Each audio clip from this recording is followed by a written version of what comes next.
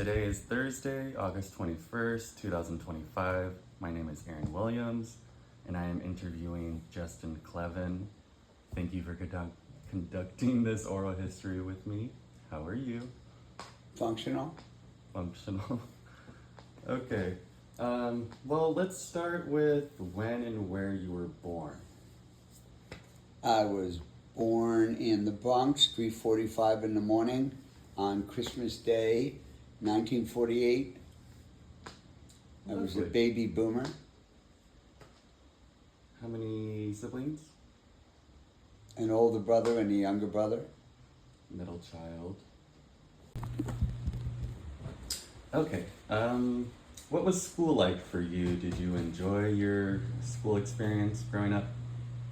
Not really that much because every summer from when I was about 8, we were shipped off to summer camp with relatives of or friends of my parents, and all my friends stayed home and bonded over baseball and hanging out all summer long.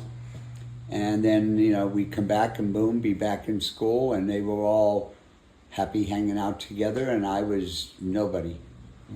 So I really didn't have friends until I senior in high school. Oh, wow.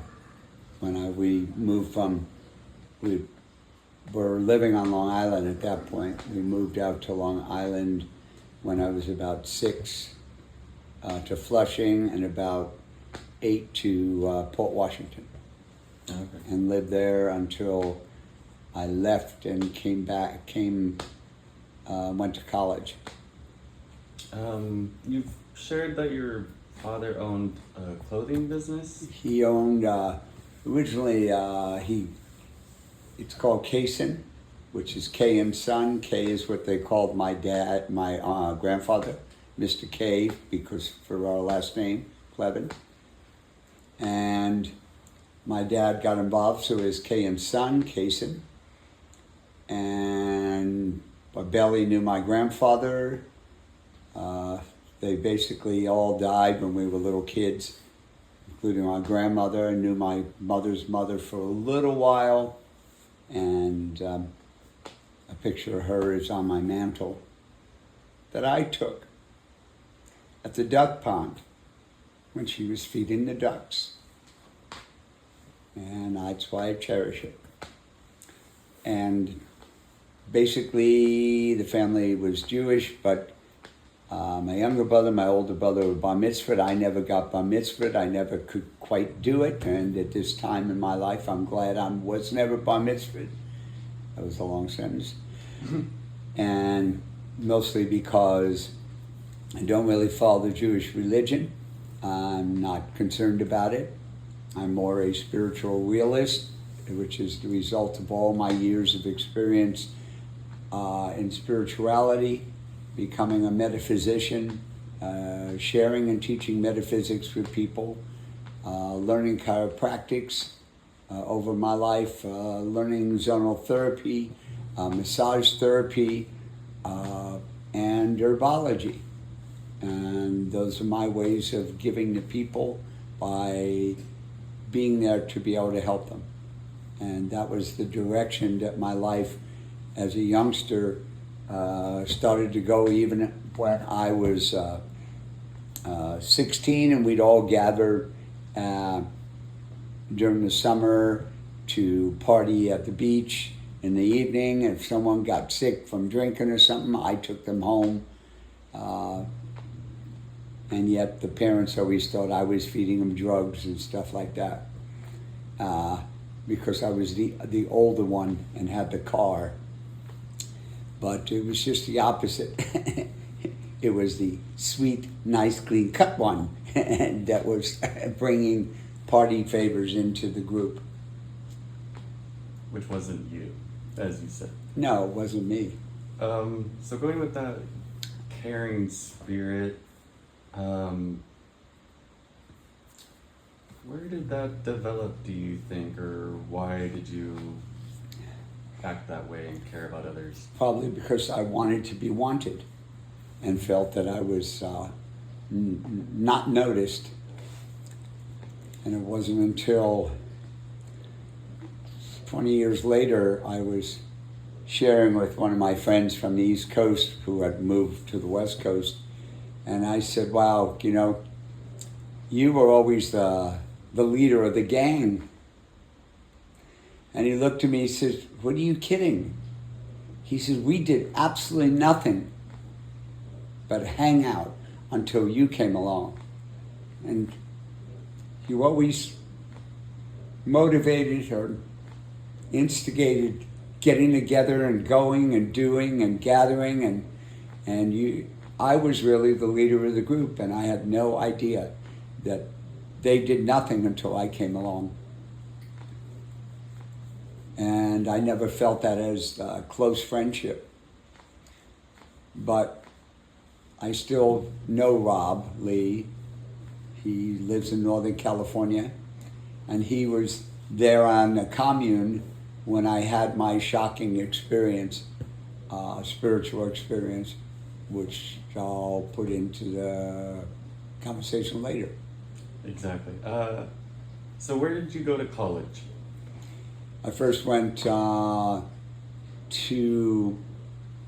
on Long Island to a trade school. It was a agricultural trade school. I studied mechanical technology. I didn't have grades good enough to get into mechanical engineering. And my next year, my grades were better, so I went to University of Bridgeport and studied mechanical engineering. And that was my first year that I met someone that wanted to be my roommate. And his name was Eddie Arfin. My whole story is going to sound like a tragedy. But Eddie was this sweet guy that I just adored. I had an attraction for him too. And he asked me if he could be my roommate. And I said, sure. And he said, but I want to do one thing. He said, this weekend, before I move in, I want to go across the Long Island Sound on a raft with my high school friend who's going to come and visit. And we said that was one of our dreams to do that. And he was a high school swimmer. And the two of them went across on the raft, and there were small craft warnings. And they ended up thinking they could swim the shore. And the two of them tried to swim, and Eddie didn't make it, and his friend did. And it hurt greatly because that was the first time I felt that I had someone who wanted to be my friend. And no one knew how much I hurt by waiting for 4 or 5 days until they found his body. And going through that, his parents there at the dormitory, and the Coast Guard information and the cops and all that going on, to lose a person that was going to be my friend and move in with me. I then, when I was in school, I decided to switch over to industrial design. And unbeknown to me, initially, it's the top industrial design school in the country. So my teachers were extremely high-level professionals that worked with Walt Disney and stuff like that. And I started with that, and I pledged the fraternity there. They were all in, and they turned me down as a pledge. And that hurt my feelings. And I said that to them. So they rethought it and decided to allow me in. And I started pledging with it. And I didn't understand, why would you want to humiliate people that you want to join your fraternity? Because I was looking and wanted to be a part because they were fun and they seemed like they cared. And then I realized that they didn't care. It was all just the script that you do to join the fraternity. So I backed out, which was kind of strange to everyone, being as how I wanted it so much.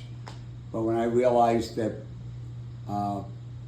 I could never want to humiliate, hurt, or in any way do something negative to a person, and that was part of what it was to pledge a fraternity back in those days.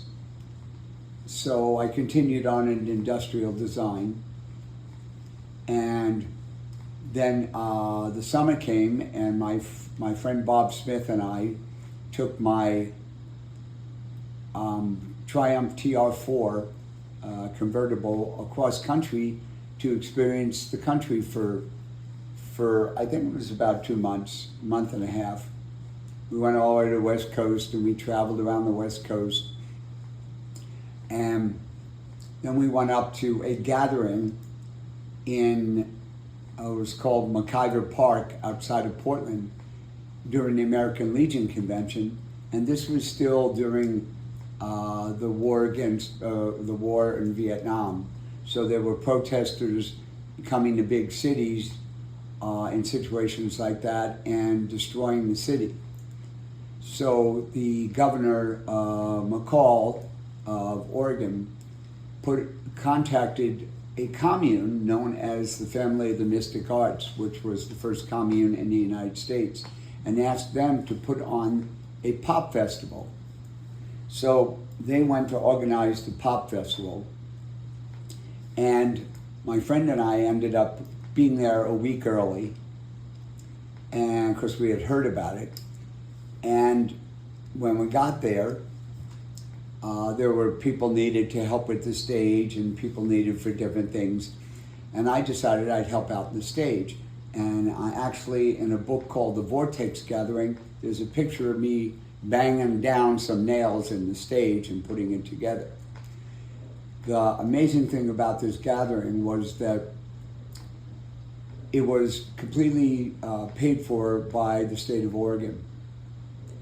And there were no actual people supposed to come and play music, but people started coming up and saying, hey, I can play this, I can play that, I'd be more than happy to, play the music. I have equipment, and at one point we were about half started with the stage, and we had no wood. And this guy looked at me and said, well, brother, if you believe in it, it'll be there. And a little time went on, about an hour, and all of a sudden this big truck comes bouncing across the field loaded with wood. And we built the stage, which was about 30 by 40 feet. And we started doing, getting some music together, and then it started getting dark. So we pulled some cars up and used their lights to light up the stage. And at that point, we just looked at each other and said, what are we going to do? This is not going to work. And some guy said, well, if you believe in it, it'll get taken care of. And I'm like, well, okay, I'll think about believing in it. And 20 minutes later, some guy is there at the party, and he says, you guys need some light? He said, yeah. He said, well, I work with down at the city, and we have 2 mercury vapor self-sustained lamps. I can get here in a half an hour. So he calls them up, and half an hour later, just as it's getting pitch black, they come rolling on up, and bam, they put all this light on, and the whole place lights up. I guess if I believe in it, it'll be there. And everything was given away for free. People were giving away marijuana they bought to sell. This one guy gave his car away to a family that had no place to live. People were giving everything away because that was the spirit of it. The next morning, in flies the governor. And I had met the guys putting it on from the Family of the Mystic Arts. So I was standing talking to them, and the helicopter comes down, and they wanted to meet with them.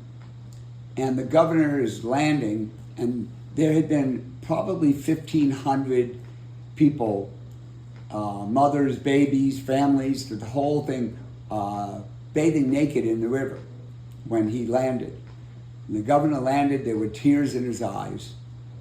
And he looked and he said, "This is the most beautiful thing I've ever seen in my life." And we walked across the field up to where the stage was, and he was just so thrilled by everything. It was so stunning to him, and we really made a huge effect on the governor. There were no riots in Portland for the American Legion Convention, and so many people had spiritual experiences, including myself. And that was what changed my life, to believe that there are good people that care about each other. And then I went back to the East Coast by way of the Trans-Canadian Highway, which we found out was only half built, and bounced our way back on dirt roads all the way to the East Coast, where I went back to school. And I had started growing my hair and my beard and starting to look like a long hair. And was doing my school again for about 3-4 months, and I started a meditation group in the basement of the dormitory. And just to throw one thing in, before I left the West Coast, I had met this guy Jack at the gathering. Oh yes, I wanted to ask about that. And Jack had said, I said to him, "Well, when I want to come back, and how do I find you?" And he said, "If you believe in it, I'll be there." Was he the one who said that twice before? Was he the same guy? Yeah. Okay, yes. And he was just, I said, "But I have no idea where you live." He says, "Well, you'll find me. It'll happen." And then I had gone back to the East Coast. Well, while I was there, the meditation group was growing. We had about 10, 12, 15 people every Wednesday. And I was wanting to be involved with things. I had seen something that the Dean of Students of the college puts on a coffee on Wednesdays for any student that wants to come in and share. So I figured, what the heck, I'll go share. And there was a girl there that was just barking at him. "Why don't we have this? How come this isn't that? Blah, blah, blah." It was during the Vietnam War, so I was involved in taking over some buildings and the dormitories and things there, protesting the war, and I somehow ended up in the front lines, which means the FBI probably has me on a list somewhere from 1974. But the Dean of Students asked me why, when she was talking loud, I went shh,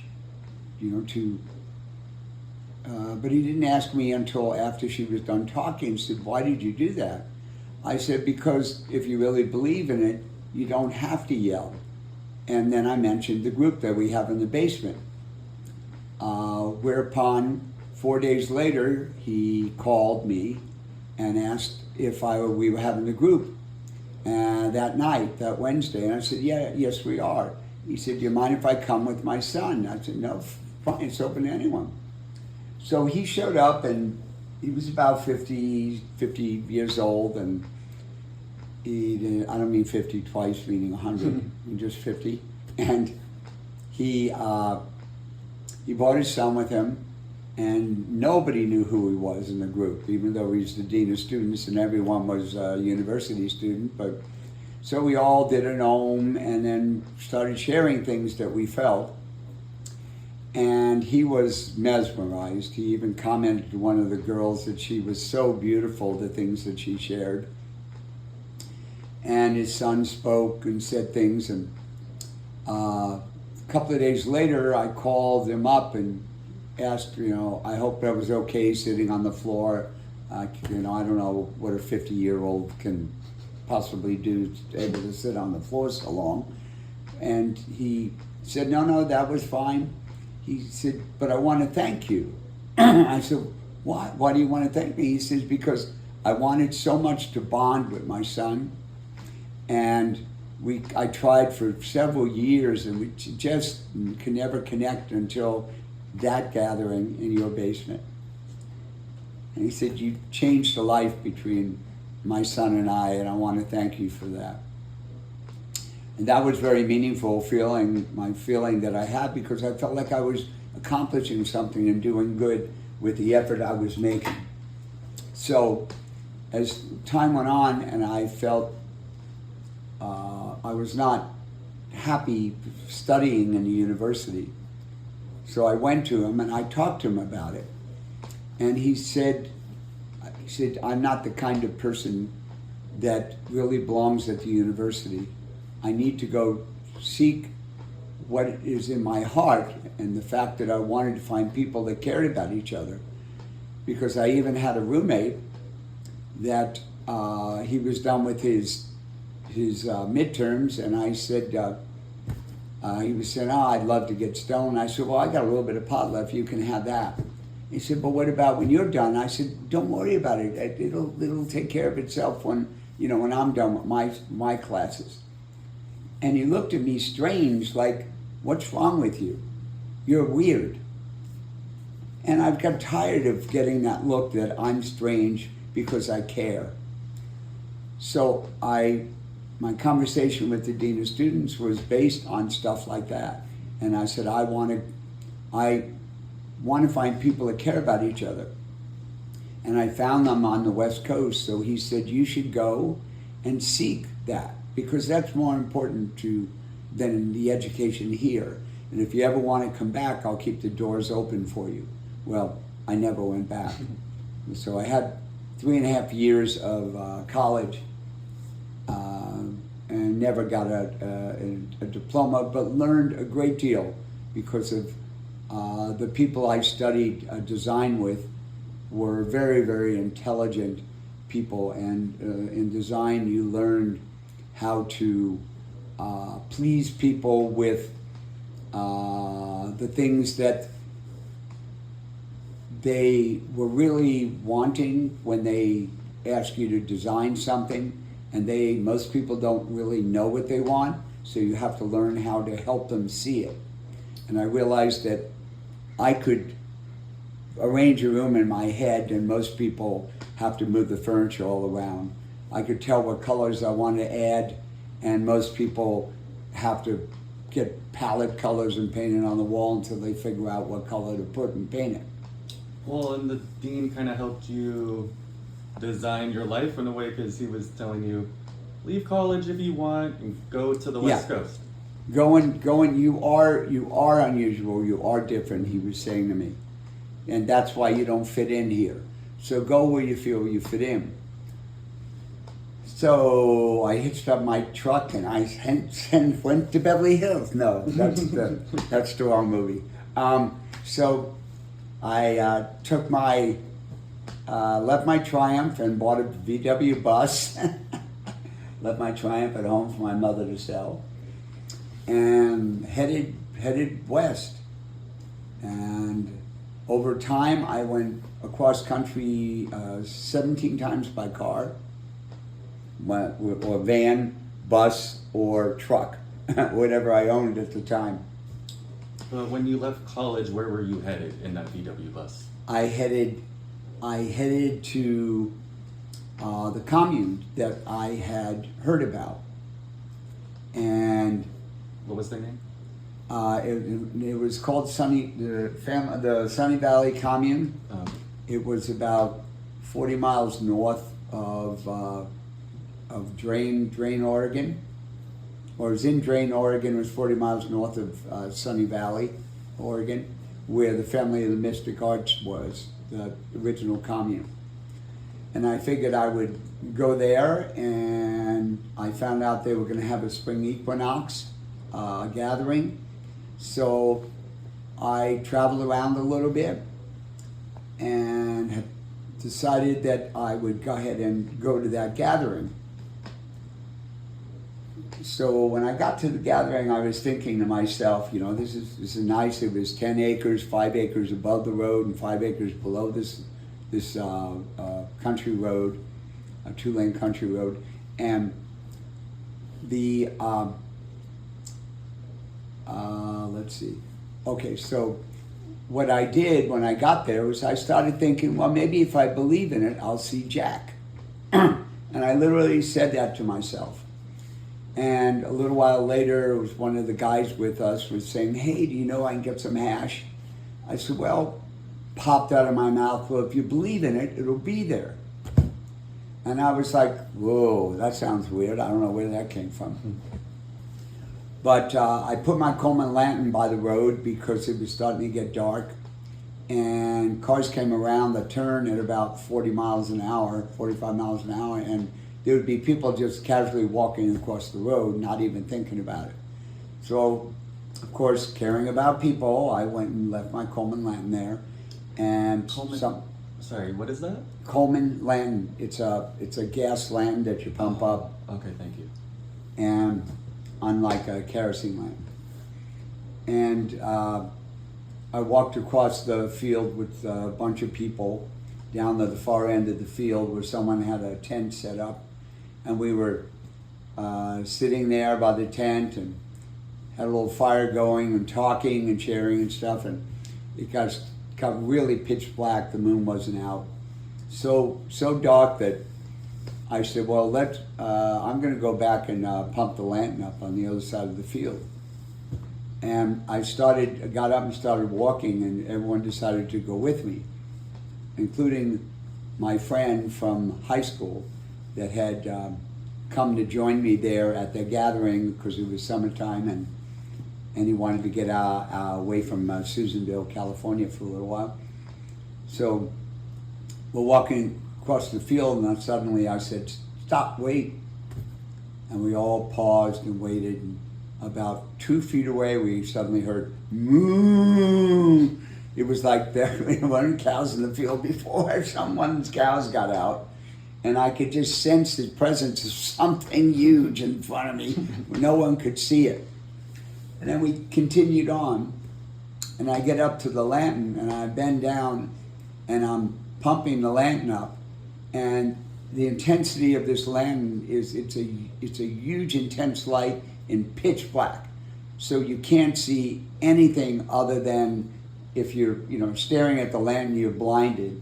But I looked up, and looking down at me with this huge light on his face is Jack.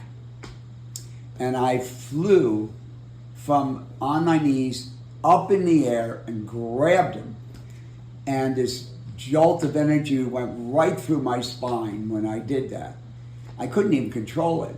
And my fingers were tingling, and I found out the next day Jack said, when you grabbed me, I would just, like a shock of energy went through my body. And of course, Jack didn't quite remember me, so he was in shock anyway. And he looked at me and said, hey, brother, that's all right. We're all high. We're all having fun. You okay? I said, no. And I was going by my first name, Neil. And it's Neil, the member from the gathering. He said, if I believed in it, you'd be there. And he said, whoa, man, that's so totally cool. And we're like grooving on the whole thing. And he says, something really weird. He says, yesterday I met this guy. And we hung out for about 4 hours, a beautiful conversation. And the next morning he knocks on my door and he gives me this. And he takes out an ounce patty of black primo hash. Well, who's standing right next to me? The guy that I said, if you believe in it, it'll be there. Well, between those, one reality that I went through, and the fact that I shared the same thing with someone else and it became true for them, I became a true believer in something greater than the very spiritual power that existed, and that my life was never going to be the same after that. That kind of experience has totally shocked me and changed me. Shocked you like you shocked Jack. Like I shocked Jack. And then I decided to, I believe my friend was in my bus with me. I took him back down to California, and I decided I was going to go stay on the commune that I had that experience at. And Jack was off doing his thing in Portland, I think. But it was so great to see him, and I figured I'd stay on that commune, so because anyone was welcome. And the person who started the commune's name was Garrick Beck. Garrick Beck's father was Julian Beck, who started the Living Theater in New York. And the Living Theater was where they would be sometimes on stage nude for scenes and stuff. It was just, there was no boundary that was established in that form of theater. You could express yourself naked, and it was just part of what they did, and it was accepted, being New York City. But him and his dad had a major falling out, and he took money that he had and he went and he bought land for that commune. I then proceeded to start getting herbs, and I travel off places and come back to the commune. I gather more herbs, and I was buying herb books to study more about herbology, so I could help people.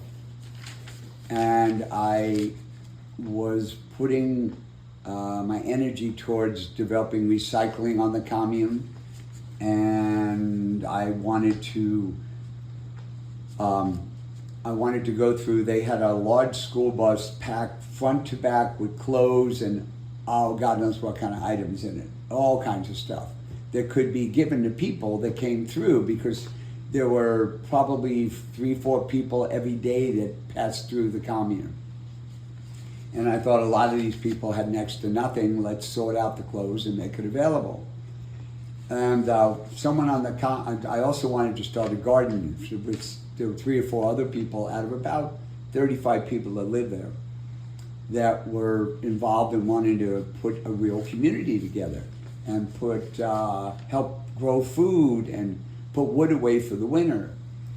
And I took leadership of that group of people, and all of a sudden there was someone who got sick in the group, and there were like 4 people staying up all night long playing cards while this poor guy was dying next to them.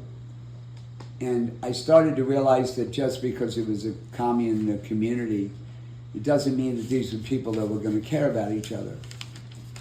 And Garrick Beck was a very wild, bounce from the one side of the room across the furniture to tell a story. Everything was an expression, because that's what he learned from his dad, on being a person that was involved in theater. And one day, Garrick comes to me and says, well, we had a vote. I said, what are you talking about? He said, well, we got together and we had a vote, and we decided that we don't want you here, that you need to leave. And I was brokenhearted. Can I quickly, before that, what happened to the clothing in the bus? Didn't you leave and you came back and... Oh yeah, the guy was, I took the guy that was sick up to Portland for overnight. And I guess once I was gone from the property, people got very courageous, and when I came back, they burnt all of the clothes, and just in like right in front, like 15 feet in front of the door to the main building, which was like, why would you ever do that? And why would you do it there? Yeah. It was so selfish. It was so defiant to me and what I was doing. They knew what I was doing, and I had half of it sorted out, and they burnt that too. And they had no desire there was no sense of how we're going to feed ourselves. Well, it was more like, we'll live off food stamps. Who cares? We'll worry about it when it happens. The heck with thinking about the future. Don't worry about it. Let's just play cards all night. Let's just do what we want and be free. And those are the people they called hippies, because they lived off the system and protested at the same time. But after I'd come back and went through that, a few days later, they officially voted me off the commune. And I took Dominique, some dog, there was a dog that nobody cared for that was running around chasing its tail because someone gave it LSD. And I figured, I guess that dog will be fitting to me. I'll get someone to love. And I got my VW bus, and by this point I had long beard and long hair, probably to my shoulders, and I just felt like I got the hell kicked out of me. You know, it was my purpose, and to go west and then get thrown off a commune was just destroyed me. But I drove the 5 miles down to Highway 5, and I figured I'll go south and visit my friend, my high school friend in Northern California. And there were 2 kids hitchhiking, an older one about 15 and the younger one was probably about 12, his brother. And they were hitchhiking, and I picked them up, and they were sitting in the VW bus in the front seat and right behind the seat. And I was sharing apple juice with them and talking about natural things and organic stuff and healthy stuff with them. And I said, well, isn't this the exit you wanted to get off at? And the older one looks at the younger one behind the seat and then turns and looks at me and says, do you mind if we go on further? We want to hear more of what you have to say. And that's when I realized that I was sharing with people that didn't really want to care. They didn't want to help. They didn't want to know. They didn't want to learn. They just wanted to cop out and hang out and, destroy things around them. And this little voice in my head ridiculously says, casting out pearls before swine. And of course, in my head that adapted that to exactly what I had just been doing. And then it's the people that are young at heart and want to learn. Those are the people that you're here to help. And I carried that on to this day. That's why I always have young people around me, because I know that they want to learn, they want to grow, and they can benefit from just simply someone who genuinely loves someone, cares about them, and doesn't have a motive, ulterior motive. And I went on about another 10 miles, and it wasn't nice weather. It was foggy and cloudy and drizzly out. And I dropped them off, and I watched them walk across the street, and the first car that came along picked them up and took them home. Either that or took them in the woods and killed them. One or the other. But Okay, so after leaving the commune and picking up the hitchhikers, you're headed to California, and where do you end up? I went to San Francisco, and I met this young lady named they called her Apple, and her friend Michael Zimmerman. And I have a picture of what Michael Zimmerman looked like before in his last life, and I'll tell that story of we became friends, and Michael played the silver flute, which I loved, and the bamboo flute, and he would play that. What was amazing was I found a number of years later, and further in the story, a picture of exactly what he looked like when he played the silver flute, except it was a picture of Jaja Jagat Bandhu from 60 years earlier. in a different incarnation in India. And I met Apple, who made a painting that is on my shelf for me, spiritual painting. And our friendship grew over time when I lived in San Francisco.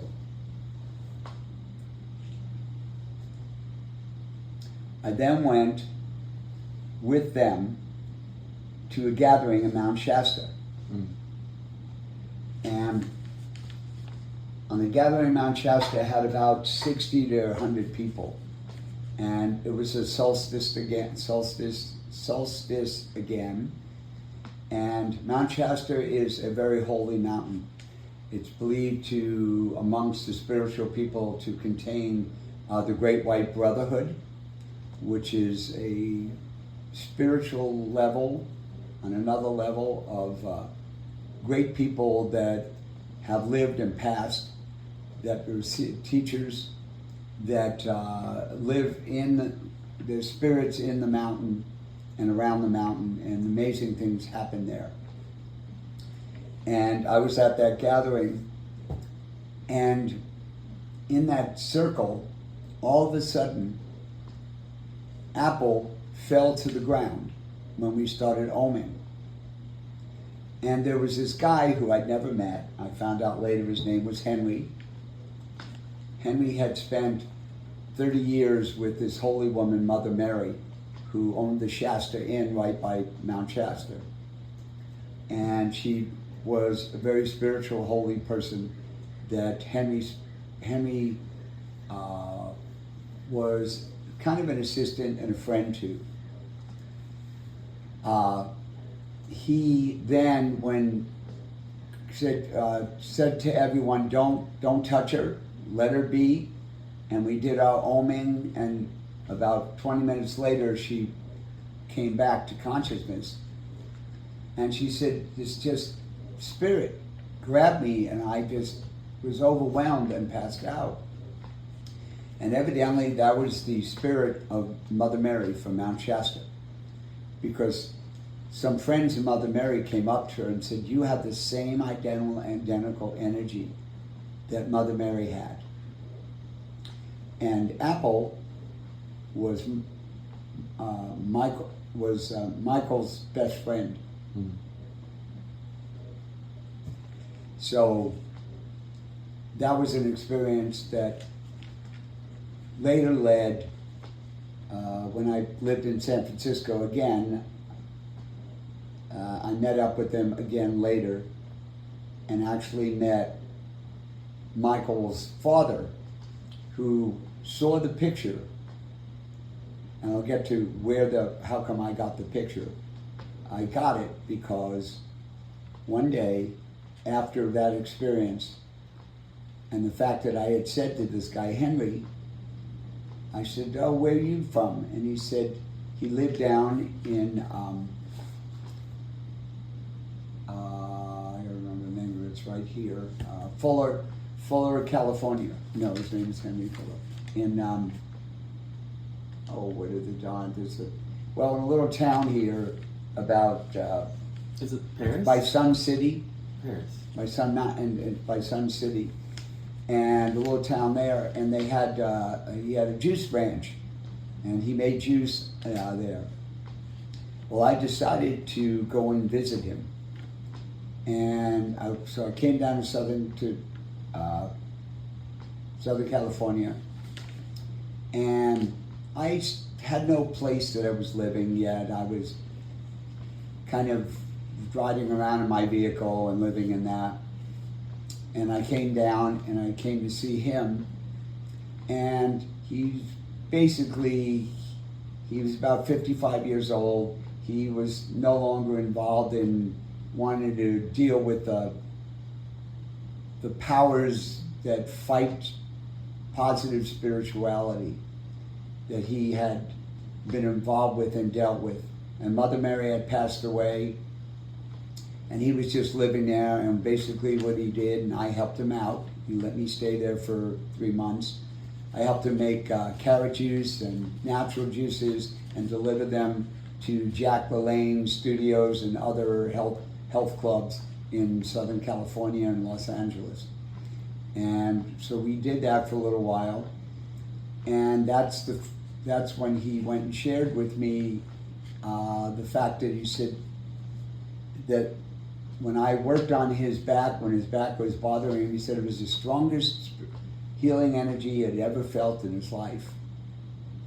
And he said he's known great healers and from all over that didn't have this kind of energy and this kind of power. He even introduced me to one and said, hey, let him work on you. You'll never believe the energy in his hands.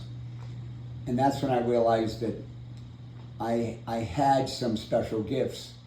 And I went on to develop that into massage and develop that into chiropractics, of which to this day I still adjust my friends' back when they're having a problem.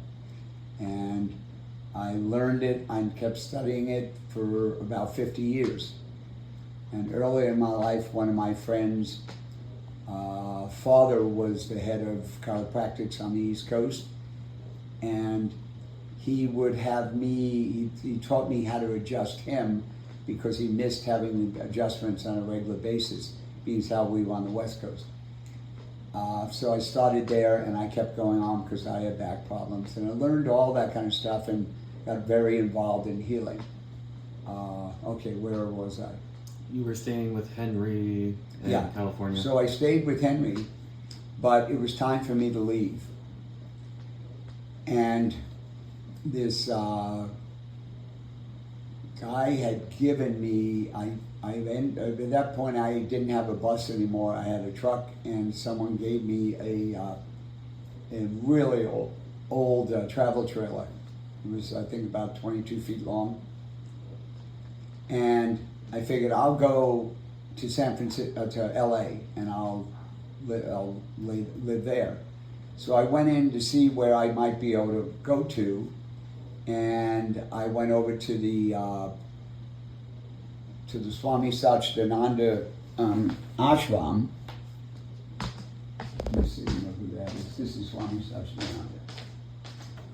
So I went to his ashram, and I put a note up on the board there, and I happened to find there was someone had a driveway that they wanted to rent a room out, but I said, I have a trailer. I went over and talked with her, and I have a trailer, and she said, yeah, you're welcome to put it in the driveway. So I figured, oh, great, I've got that resolved. And I went to the bank, and I noticed this girl standing in line, and something about her that she stood out, and I said hi to her, and that was about it. And I walked off and out the door, and I said, I'm going to go look into the Mother Mary stuff that I was given by Henry. I had it with me, and there was a tea park, an Asian place where had pagodas and things like that. So I go to that park, and I'm walking in the park, and I go sit down at a bench, and you'll never guess who comes walking along in the park, but the girl that was online. And she comes walking by me. She had not noticed me at all, remembered me, just walking along. But she looks down and she sees the picture of Mother Mary. And there's only 3 of them in the world, pictures like that. And I happen to have one from Henry. And she looks and says, oh, you know Mother Mary. I said, well, I'm staying with Henry, who knows Mother Mary. I didn't have the pleasure of meeting her before she passed. And turns out that she had met Mother Mary. And she's friends with Mother Mary's son. Well, unbeknown to me, Henry had lost touch with her son 20 years earlier and was always hoping to see him again. Well, guess whose phone number I brought back home that night? So I brought the number back with me. I said, Henry, you'll never guess. So I tell him the story, and I said, you'll never guess whose phone number I have. I have Mother Mary's son's phone number. He lit up and was shocked, absolutely shocked that with all the time he was hoping to see his son, that I go to LA and I come back with the phone number, not even knowing this story about him and looking for his son. And I then went and I stayed in San Francisco, or LA, in the trailer. And one day I heard there was this guru, I believe he was a music master, and he was going to be at this ashram. So I went to the ashram, and there were about 80, 100 people there. And everyone is, they're going to do a meditation. So everyone's closed, sitting on the floor, all packed in there and closed their eyes and all going Om. And being my lack of ability to concentrate, I opened my eyes. And they're floating, 7 foot tall, as solid as you could possibly be, 3 feet off the ground, floating there, looking at me, is this man in white robes with a gold sash. Looks at me and says in my head, you need to go to San Francisco.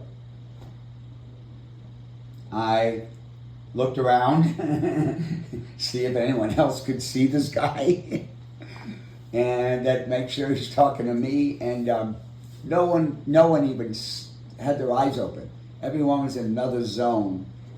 So next day I packed up and moved to San Francisco.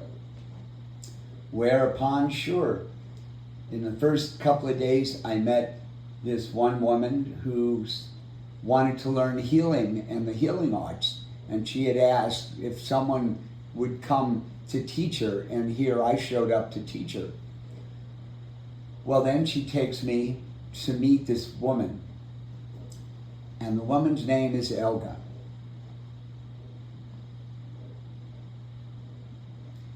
Elga's picture's on the mantle also. Elga wrote the book, Our Father. A story of 40 years of her spiritual life and spiritual growth. And Elga and I had a lot of spiritual energy in common. And she did everything on faith. She had no money, but she created a center. We did a big gathering for on New Year's Eve together, on Christmas Eve together, which I sponsored and put together. And I'm going to elaborate a little bit on that. She had a meditation she had on Christmas night for many years. And this time I was there to help her. So we rented the Civic Center, because no one really is going to use the Civic Center on Christmas Eve. And we talked to different people about playing music. And this was San Francisco, so there was my friends Apple and Michael. And Michael offered to play the silver flute, and Apple was going to be part of the whole gathering as well. And people started coming up and saying, I play guitar, I play the trumpet, I play this, I play that. And basically what would happen would be we'd first do a meditation, which Elga would lead, a big meditation. And we were selling seats, I don't know, $10 a seat or something. And we made these beautiful posters up and put them all over San Rafael and all Marin County in there. And she knew a whole bunch of people from the center, and they spread the word. And here we get together, and I'm basically running it all and making sure everything's going right. And right before, Elga had whoever wanted to come over to her little place, and she's there whipping up some food, and every time I turn around, there's 6, 8 more people coming up the stairs to her place, and more people coming up. And I go, Elga, we're out of food, what do we do? She says, oh, there'll be food. And I'm like, Elka, what the? Oh, don't worry. And then I come back in 5 minutes later, and the big pot will be full of food again. I said, where the hell is this coming from? She said, oh, loaves and fishes. And it kept filling up. And she fed like 45, 50 people, and all she had was food for 6 of us.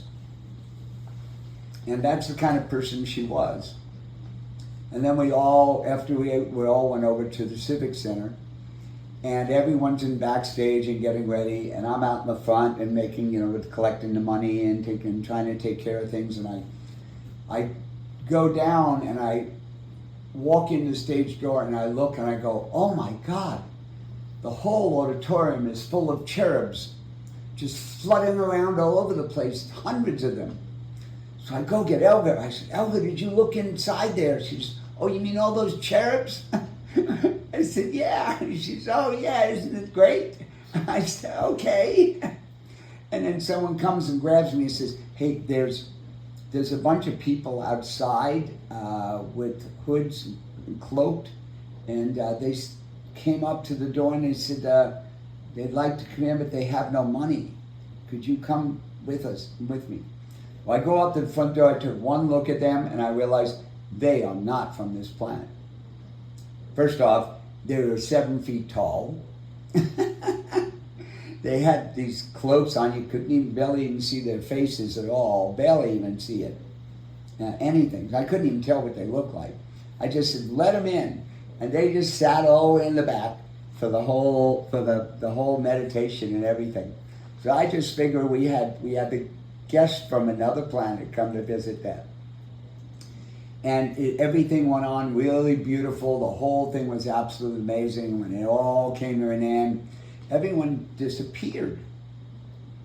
And I'm like, evidently they went to a cash party and no one told me where it was or anything. And I was the one that put all this together for everyone. And it was my birthday. Oh, yeah, because it was on Christmas Eve. Yeah. So it's now 1 a.m. I'm sitting on my bed and I'm crying. Because once again, I put out so much energy for so many people to help people. And what I get back was pain. And then this little voice in my head said, what you earned was a halo, which is greater than anything else we could give you. And that's the way I became a spiritual person, forever trusting in faith and not worrying about getting back for the energy that I put in things. And I've been that way all my life. And So you're still in San Francisco. yeah, It's well, let me Christmas. add one thing about that night. Oh, That yeah. night I met Michael's dad. And we went to dinner at his house, or they came to dinner at my house, and I showed him the picture of Jaja Jagat Bandhu, and that's when he looked at it and he said that's exactly what Michael looked like when he would play the flute This is the same when day he was a that- kid. This is Yeah, the- that's when I met him there, but it wasn't that day, they came over to my place, so that's how I had the picture with me. And that's, the amazing thing is that I'm the only one that knew that apple contained the spirit of Mother Mary. And Michael was the incarnation of Jaja Jagat Bandhu. And apple, or Mother Mary and Jagat Bandhu, were soulmates. And once again, they were mated together. Then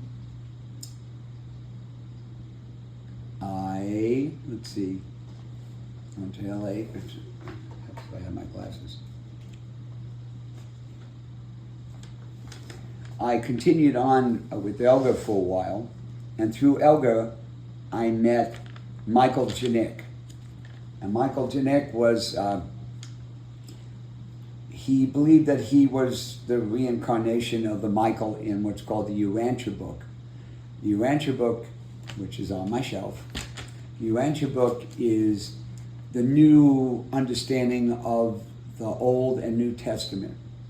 So it talks about all the things, and it's about 2.5 inches thick and 5,000 pages about the actual Jesus walking on water and all these different miracles and all these things in the Bible, what they actually meant, the interpretations of all of it.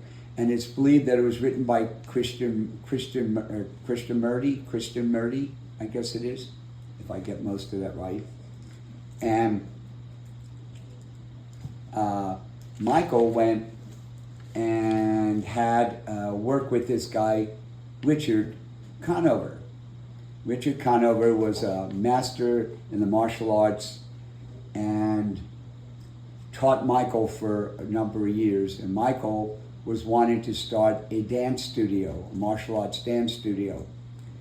And we became good friends, and we all decided, or they basically decided with a couple other people, to move to Eugene, Oregon. So off we go to Eugene, Oregon. From San Francisco? From San Francisco, with Michael and Michael's wife and this guy Richard, and then Richard Conover, who came along with us, and he was the real master. He had mastership under the karate champion of Japan in L.A. Mm-hmm. He grew up in L.A. and he was a master in Kuntao, which was an art that came from a little old blind ninja that he spent time with, and had mastership in everything from weapons to karate, jiu-jitsu. He fought 1,500 ring bouts. Richard was a very spiritual but very self-contained person. He didn't share with many people. And when we got to Eugene, I found a warehouse to build in, and they put their studio together, and I put in a big hot tub, a big sauna room, and a juice bar, and a massage room, and I built this to be involved with the martial arts studio. However, I was studying the arts with them, and Richard was showing me things, because unfortunately, Richard was in a car accident in Cave Junction, Oregon, with his son was test driving a car, and Richard was in the back seat, and some bus stopped suddenly, and they jammed on the brakes, and this car was coming from behind and slammed into the back, and it forced Richard into the seat in front, and it damaged some ribs that for a year he was suffering greatly because they couldn't find it on x-ray. They couldn't find this problem. And they thought they told him it's in his head. He had 100 x-rays. None of them ever found anything wrong with him, but he doubled over in pain. And when I met him, he realized that Michael Janek, the head of this whole thing, had no respect for me at all, even though it was my money from my inheritance from my dad passing, that was putting the whole thing together for everyone. And Richard, seeing that, built a bond with me and was teaching me stuff privately. So one day in one of the classes, I was sparring with Michael, and he's a 3rd-degree black belt, and I'm a no belt. And I managed to slide underneath and hit him in the chest. Well, being the kind of ego-centered wacko that he actually was, he threw me out of class and barred me from coming to class instead of complimenting what a good job I did. And to keep it up, he threw me out of class. Once again, I was involved in something and I was rejected. And I went on running the massage in my juice bar and doing that. And I was living upstairs and I was going in town. And that's when I was going to a kind of half gay bar. They didn't really have a gay bar there. And because we're talking 40 some odd years ago. It was a long time ago when it wasn't that common. But Eugene, Oregon was a very, very, very progressive town. I mean, everyone rode bicycles everywhere. It was very progressive. And eventually, I was there for Richard Conover and helping him. And he really appreciated that because sometimes he would double over in pain and I would have to get him to the hospital. And I was always there for him and taking care of him so he wouldn't die. So we built a bond that went on for 35 years and continue on for about 35 years with Elga. Now we have to scoot on down to where I ended up with Roger. Well, yeah, so you're in Oregon, and then what happens after Oregon? Well, what happened in Oregon was Michael Janek, just prior to going to Eugene, lived in Cape Junction. And he wanted to join the Forest Service for the summer. They did that every summer to make money. So I said, sure, I would too. The thing was, I put down my abilities as being able to build things and all this kind of stuff. So they made me a crew foreman. Is this while you're living in, or before you get to Eugene? When I was before I went to Eugene with Okay. them. So I'm backtracking Right. one. But it's because of Linda. But I went, and when I was in the Forest Service, at that point I still had my trailer and I was living on the Winchuck River. And I come in every day. Winchuck River was about 5 miles out from the coast, so it was sunny there. And I just rented a spot on 5 acres, and someone had set that up to one day build a house there, and they were renting it out to me. And I was in the Forest Service. I learned how to fight fires, and you have to do what's called the step test in order for them to be sure that you can climb up and down the hills and do all this stuff. So I went in for the step test into the office, and I met this woman there. And we started talking spiritual stuff while I'm doing all the tests and things. And what happened later was I went a couple of days later and we were fighting a fire. And I was up on the hill with my foreman and 3 other buddies that were in the Forest Service. And we were out there fighting a fire, and this one guy calls me over, and he's they called him Mud. I don't know why. His name was Ken, I believe. And he's a regular Forest Service person, now not just for the summer. And he drove the Forest Service tanker truck, which was a 3-ton flatbed with a 600-gallon tank on it, and gasoline all around the cab in 5-gallon gasoline jugs, and a pump thing on the back to help put out the fire. So when it was time to leave, because we got the fire out, he said, well, why don't you come with me? I said, well, I'm supposed to go back with the person I came. He said, don't worry, we'll stop by the truck on the way and put a note on it. Well, I said, okay, well, I just barely knew my foreman other than the fact that he was an Okie from Oklahoma. And the day before we had this conversation about dying, and I said, well, I'm not going to die. I have a purpose for being here, and I know that.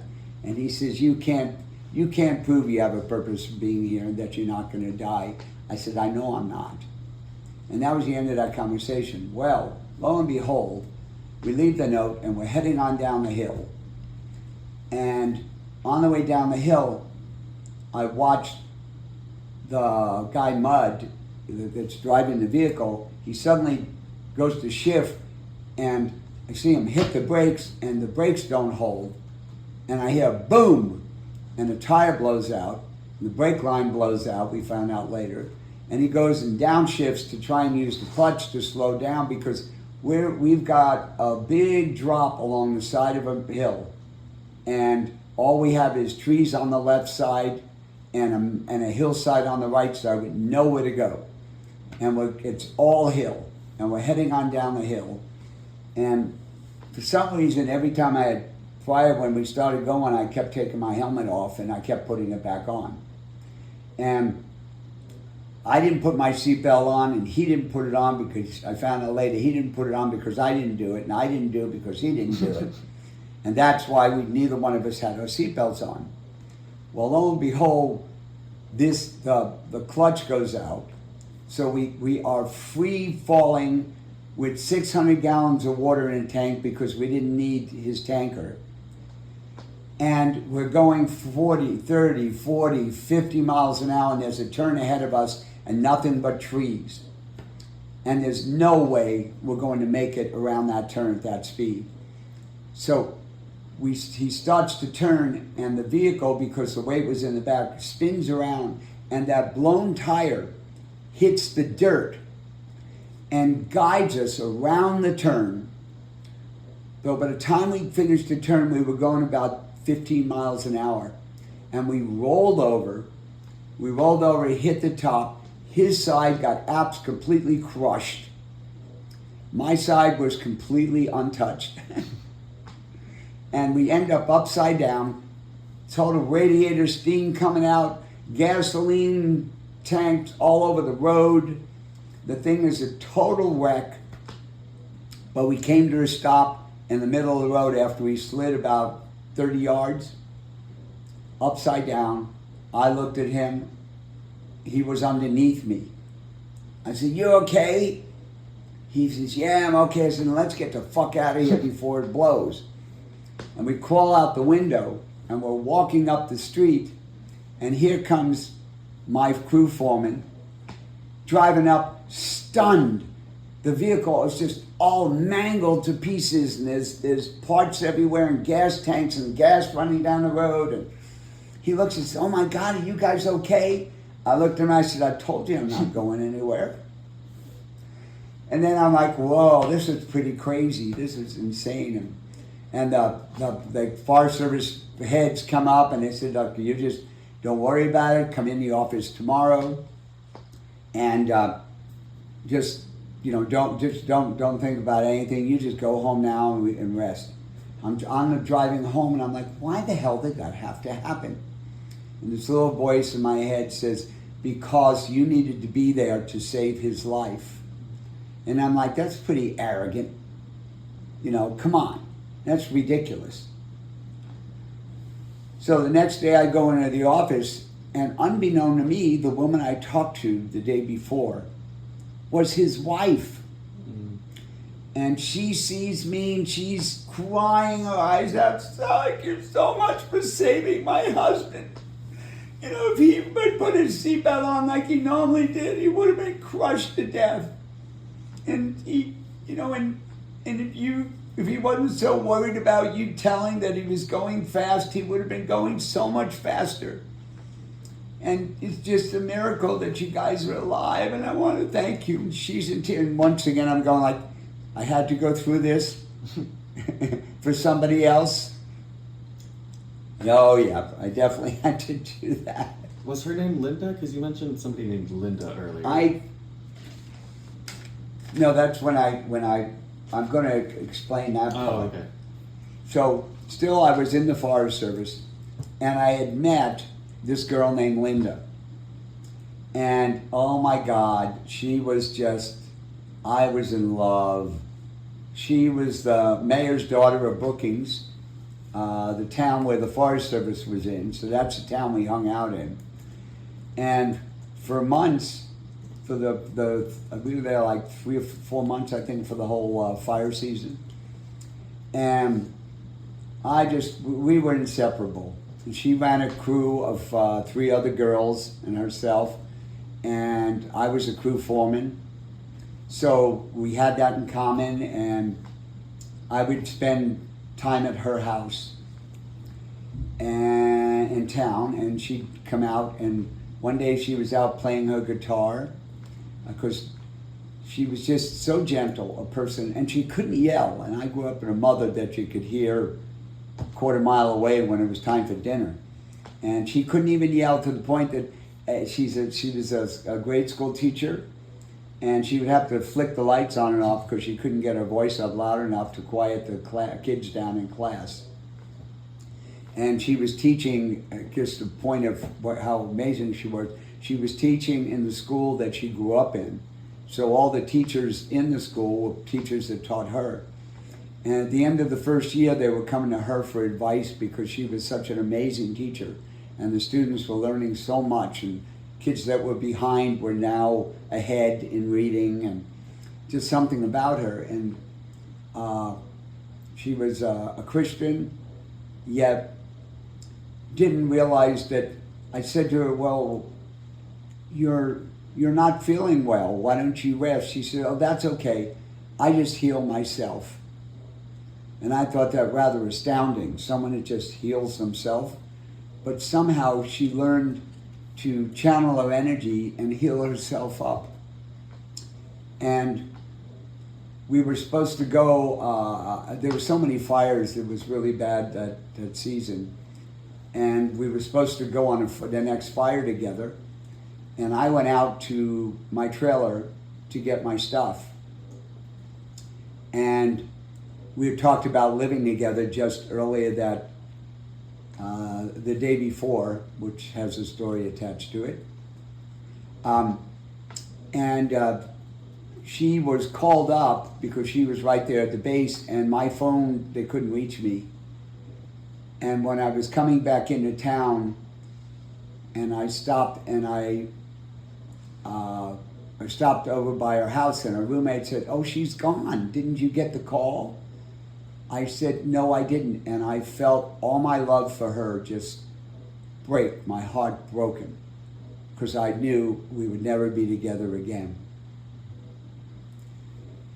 And I was so, it's that kind of beginning experience there, which was the second most devastating break to my heart after Eddie, the roommate. And also being thrown off the commune. And here, the day before, or actually I guess it was on my way out, I went to lunch with a friend of hers, friend of Linda's. Mm-hmm. And at lunch, I was sitting there and I could feel this person right next to me. And finally, I just went, what is it you want? And it was some spirit. And they said, I want you to show her this. So I got a napkin and I writing this symbol on the napkin, and I showed it to this girl. She goes, the girl the friend of Linda's I was having lunch with. And she goes, oh my God, that's my grandfather. I said, what are you talking about? I'm part of a gypsy clan. I grew up with gypsies. My grandfather was the head of the clan. And the day he died, he showed me this exact symbol and said to me, one day someone will come and show you this symbol and tell you something. And she says, what is he telling you? She said, it's time for you to be active as the queen of the gypsy tribe, of your tribe. And she looks at me and says, no one has been able to reach him. All the people in the family have never been able to reach him over the last 5 years that he's been dead. He says, until now. So once again, that was my first psychic encounter where I realized I could channel things and do stuff like that. The rest was all me dramatically being used for somebody else and for their growth and their experience. Well, to continue on, Linda was so good at what she did in fighting fires that they kept her and kept moving her from fire to fire to fire. And the last thing I had said to her was that we talk about us living together. And found out later that she was so concerned and so stressed out about it because her dad's the mayor and her family grew up there. Her great-grandfather helped establish the town, and that this would be quite a shock on her family and that it would be hard to live together.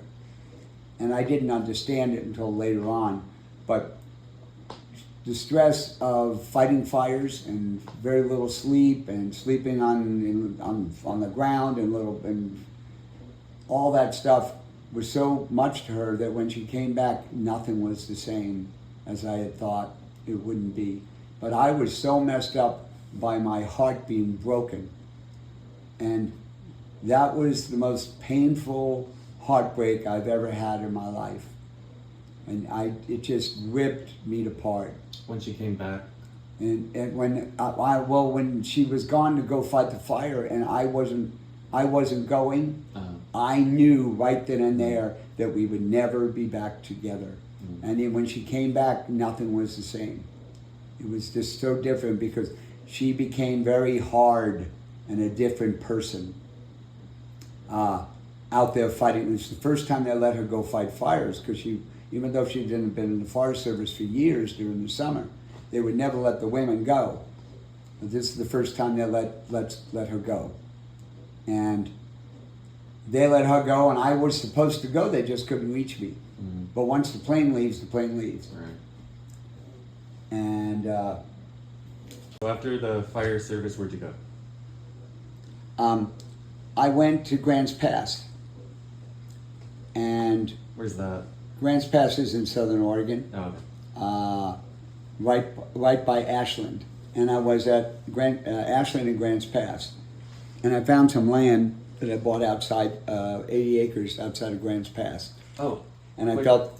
Sorry, so after, just for my own understanding, after the firefighting, then you did the Eugene, Oregon, and then Grants Pass, which you're talking about now? Yeah. Okay, thank you. Yeah, that was... You were saying when I left being up north, I went and I figured I would start a commune and stuff, and I at some point there in Ashland I met this guy George, and George ended up being someone that worked for the Penny Saver in Ashland, and I went and started getting involved with the Penny Saver. And that's when I kind of changed to leaving all the woods part and all of that. And I'm not going to throw the grants, 80 acres in there because I don't remember when it came in. But I went and I started working for the Penny Saver and met Roger. Can you explain what the Penny Saver is? The Penny Saver is a direct mail shopper that is mailed every week for free to households that contains what they call reader ads, which would be classified ads if you talk it from a newspaper. And it's all classified ads and ads from car dealers and restaurants and supermarkets. And Roger, the man I met there, was Roger created the Orange County, Los Angeles Penny Saver, which was mailed out every week, was 1 inch thick. It was the largest direct mail in the world. It was even thicker than the Sears catalog. Oh.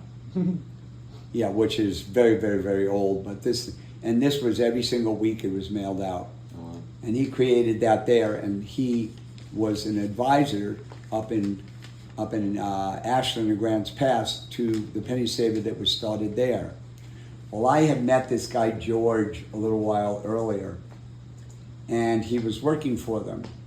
And I went and found him, and I said, well, I'd like to, do you maybe have a job for me? And he said, yeah, I do. He said, you clean yourself up. So I was in there with long hair and a beard, and the next day I came in completely shaven, haircut, and a suit. Yeah, completely different. And they had another story of rejection. But he hired me, and I remember he said on a scale of 1 to 10, where do you see yourself? I said, well, I see myself as 11, because if I don't see myself as over the top, then how could I achieve 10? On a 10 in like terms of, or like 11? On a scale of 1 to 10, where do you see yourself in sales and Okay. ability and stuff like that? And I said an 11. So it turned out I was at least an 11 but he says, well, the quota is 1,500 in sales by your 5th week. But evidently there were about 8 or 10 other people, salespeople, and none of them had hit quota yet. Some of them been there a year. And all they're complaining, the quota is too high, it's too high, blah, blah. Well, my first week I sold like $800.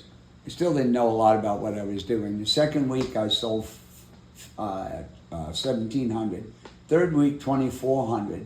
The fourth week, $3,500. And the fifth week I beat the president of the company in sales. And that was George, the guy who got me the job. Well, let me tell you, I went from the new guy to being hated by all the current staff. So once again, I was being rejected by people and didn't fit in. But the company loved me. And I said, well, Roger, you need to teach me how to make these ads work. And he actually, every night during the week we went to dinner, because on Fridays he flew back to LA where his wife was, and he'd come back on Sunday night. So all during the week, everyone else had their thing, and I had no one to go back to my trailer. And we would sit, have dinner, and talk. And he taught me all this stuff, absolutely amazing. You know what? The one time he said he talked so you understand that the amazingness of it. He said, well, we talked this restaurant into running an ad after 10 weeks of going in to see the guy. Finally, the guy didn't believe me was going to beat him, just to get rid of him. He said, all right, whatever. He said, I'll run your ad, 2-for-1 steak dinners. Well, Roger figures, he drives by Saturday, drives by Sunday, there's lines out the door, the place is packed, the guy is coming back, it's got to be stunned. He comes over there on Monday, and there's all black smoke damage out the front door. He had a big fire. And he walks up to the door, and the guy comes out, and he looks at him, and he says, this is all your fault. So what are you talking about? He said, I never believed that you would ever your penny saver worked at all, and anyone would ever read the damn ad. So I didn't prepare for it. And we had so many people that I had to cook, and I hadn't cooked in years. And I accidentally knocked the grease over onto the stove, and it caught fire, and the flames everywhere, and people are running out without paying. He said, I lost all this money, and my restaurant's a wreck, and this is all your fault for talking me into running the ad. And these are the kind of things that he would teach me and tell me stories of for months and months and months. This was Roger? This is Roger. And we became really, really close friends. I actually wrote a poem about him that was used as his eulogy when he died about 5-6 years ago. And I gave you that poem. Mm-hmm. So we'll get there eventually, but there's a lot between this story and that story. oh yeah. I mean, that happened 35 years later Yeah. from meeting him. But Mm-hmm. I eventually the 80 acres of land that I bought up in Grants Pass, I eventually gave that to, they making payments to me, and I gave it to the Penny Saver to boost their money to do stuff. So that's where the land came and went. Do you remember where you went after selling the acreage in Oregon? Yeah, how did I end up in Seattle? Did the Penny Saver, but I rode my motorcycle to Seattle, so I believe I ended up going back to San Francisco, and I spent about a year there, because I was in San Francisco in Marin County and stuff with Elga for a period there for about a year, and because I kept coming in and out of her life and helping her with her meditation group. And one time we were in the meditation group there, and Marin County borders San Francisco, so it's just across the bridge.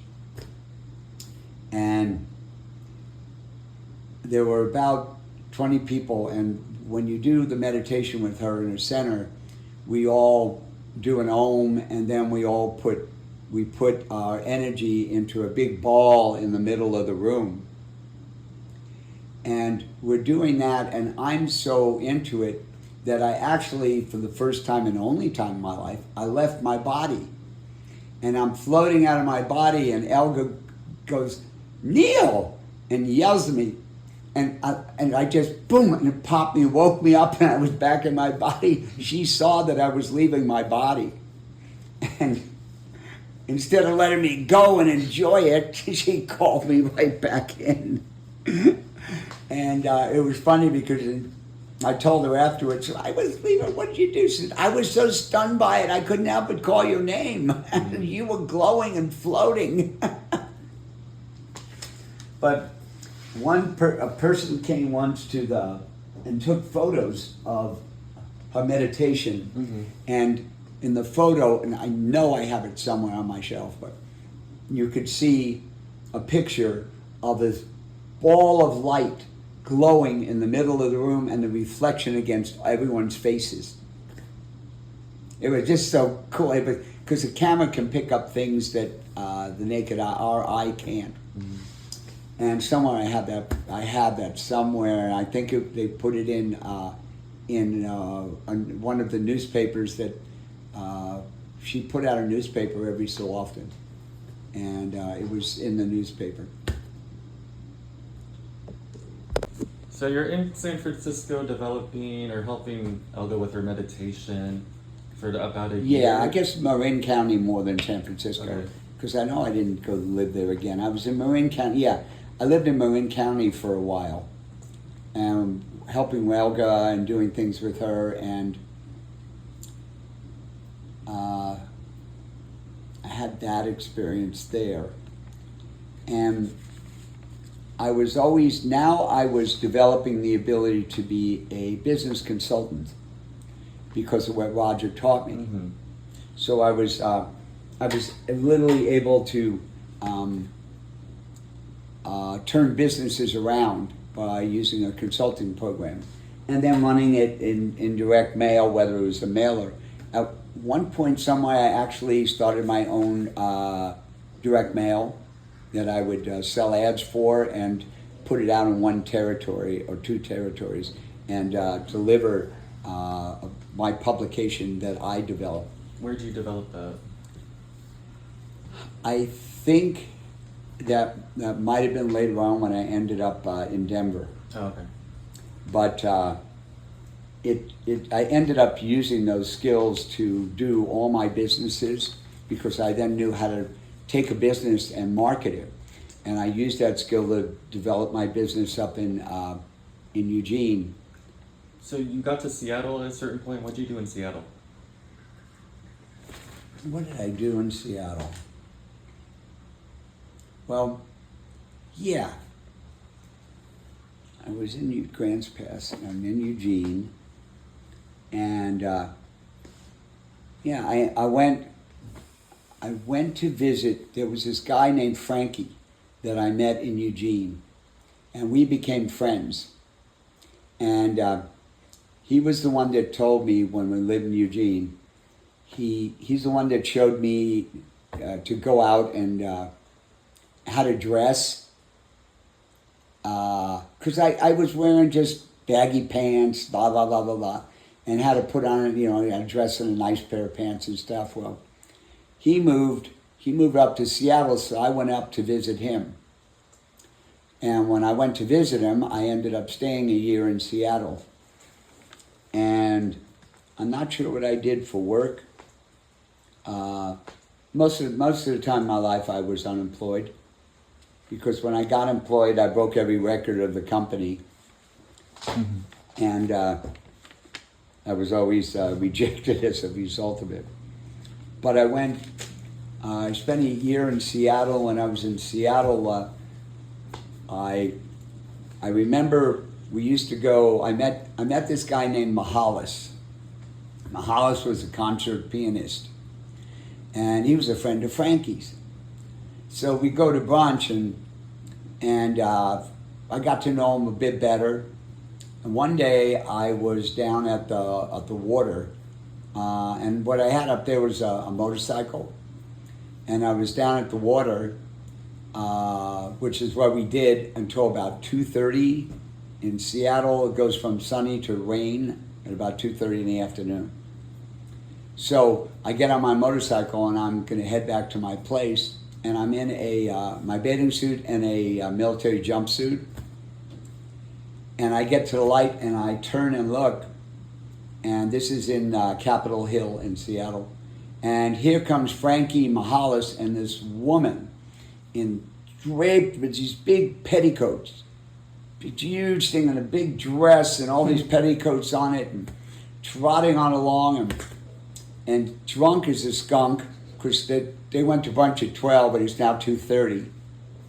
And Frankie comes up, and it's like cars are going around me because the light changed, and I'm holding on to the clutch, and I can't, he's grabbing me, and I can't, I'm trying to hold my steady, so I can't take it out of gear.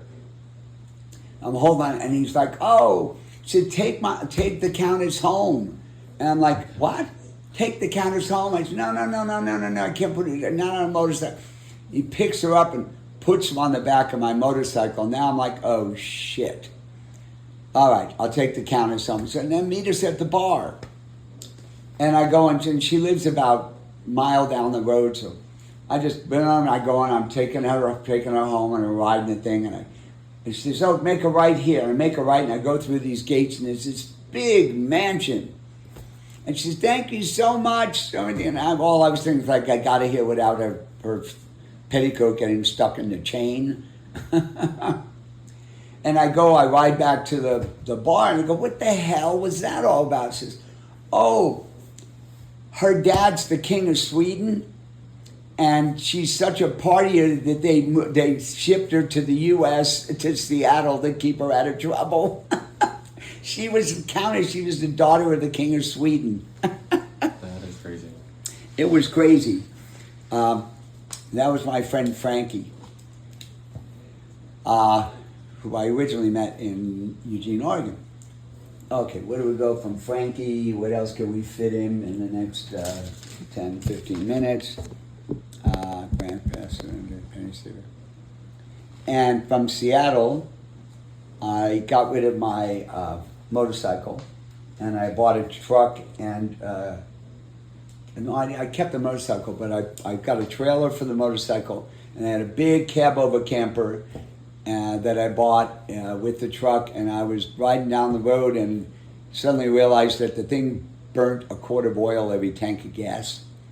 It was pretty bad. It was like swirling out the back, but it was You're leaving Seattle, but where Ford Courier. I was heading south. I was going to go to see my old friend from high school, Rob. So I stopped at his place, and I realized I couldn't have the trailer and all that and carry that much weight over the mountains to Denver. I was heading to Denver. So I sold the motorcycle and the trailer to him, and he had a landscaping company, so that worked out fine for him. And I took off to Denver. And that's a good place to stop because I was in Denver 18 years. Okay, so we're gonna stop here and then do a second part, but thank you for conducting this part of the interview. You're welcome.